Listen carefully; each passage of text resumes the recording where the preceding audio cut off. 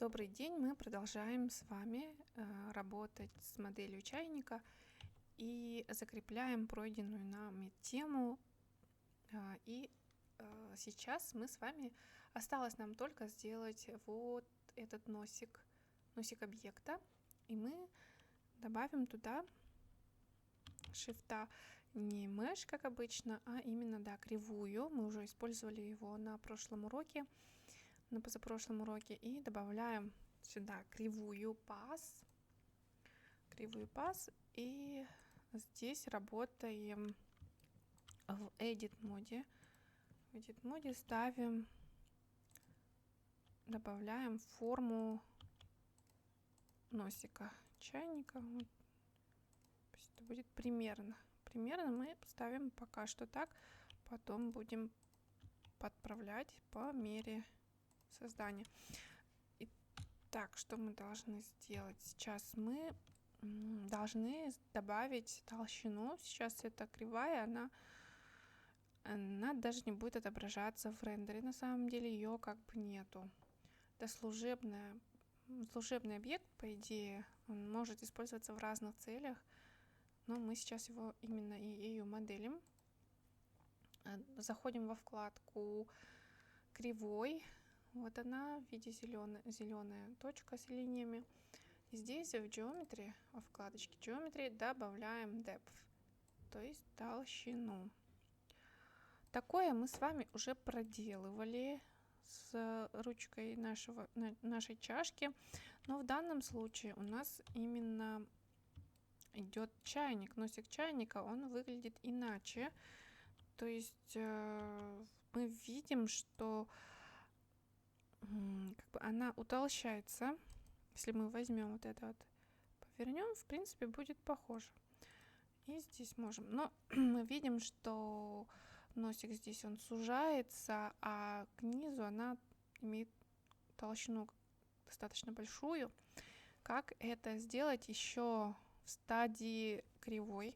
Для этого нам понадобится меню, горячая клавиша N, либо вы можете вот эту стрелочку маленькую нажать. Так, вот мы выбираем это обязательно должно быть именно в Edit моде. Мы выбираем точки, с которыми мы работаем. Давайте вот этой точке, этому вертексу, мы добавим толщину. Делается это следующим образом: через это меню, через вкладку радиус. Да, мы добавляем ей радиус, мы видим, что утолщилось, да, вот 3,5, ну, наверное, хватит. Ну и можем сформировать форму. Давайте вот это мы можем, наверное, удалить. И грэбом поставить форму от чайника. Потом берем и продолжаем с вами придавать ей форму, нужную для носика чайника. Вот, получилось почти идеально. Единственное, что нам еще надо будет доработать вот этот кончик носа. И есть небольшие нюансы, которые мы сейчас посмотрим. Итак, получается, объект все еще в виде кривой, поэтому нам нужно его преобразовать в объект.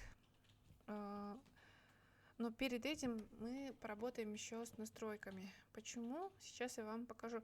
Если по умолчанию мы вот кривую прямо сейчас превратим в Object, конвертируем в Mesh, зайдем в Edit мод, мы увидим, что здесь появилось слишком много вертексов, которые нам усложнят работу.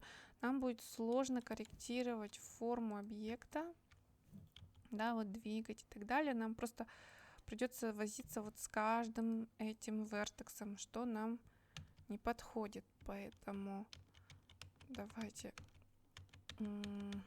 вернемся назад. И вот настройки нашей кривой. Мы видим здесь, что вообще-то на самом деле очень много разных настроек. Мы сейчас будем использовать только Resolution.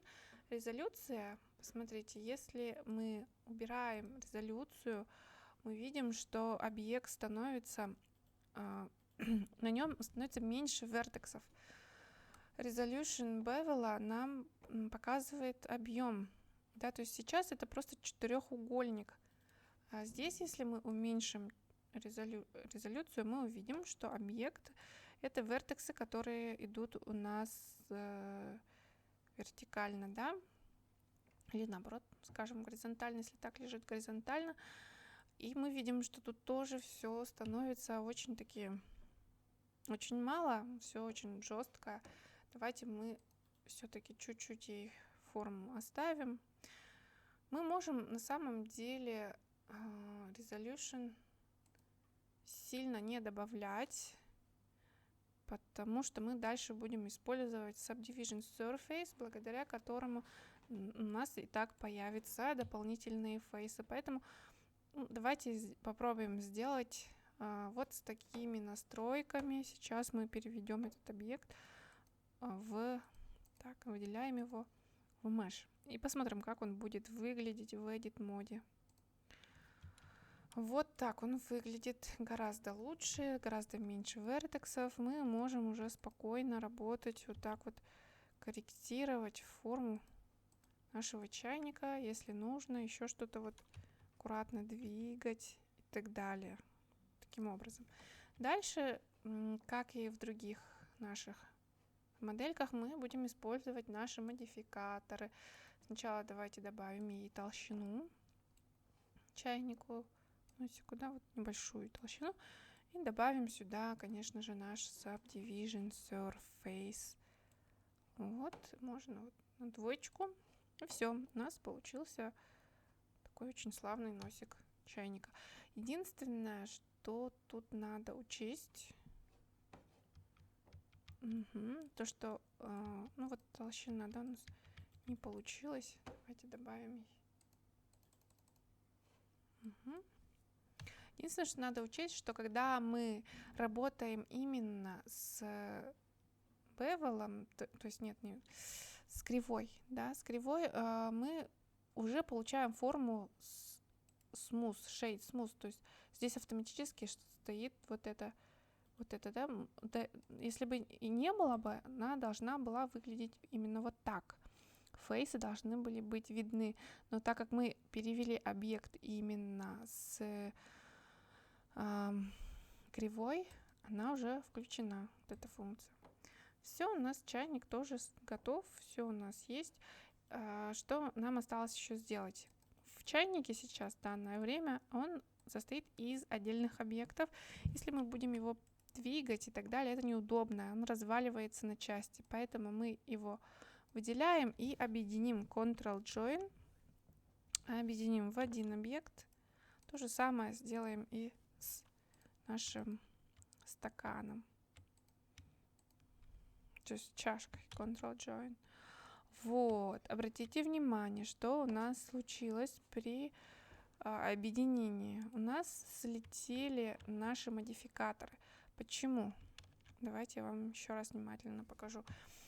Когда мы объединяем объекты, они как бы сливаются в один объект. Притом, когда мы выделяем объекты, мы видим, что при выделении некоторые объекты они оранжевого цвета, а некоторые, то есть один объект желтого цвета. О чем это говорит? О том, что когда мы будем делать объединение, главный объект — это объект, который светится желтым, и именно его модификаторы скопируют все другие объекты. Если мы сначала выделим чашку, затем его ручку, то у ручки нету никаких модификаторов, и автоматически все модификаторы удалятся с самой чашки.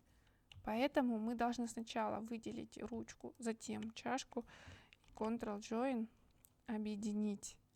Это первый способ. А второй способ — это у нас применение модификаторов, то есть зафиксировать их, чтобы они... Вот, например, сейчас в Edit моде вот так он будет выглядеть. А если мы сейчас модификаторы все будем применять, они будут уже иметь такую же поверхность. Но это мы наверное, пройдем уже на следующих уроках. Спасибо за внимание.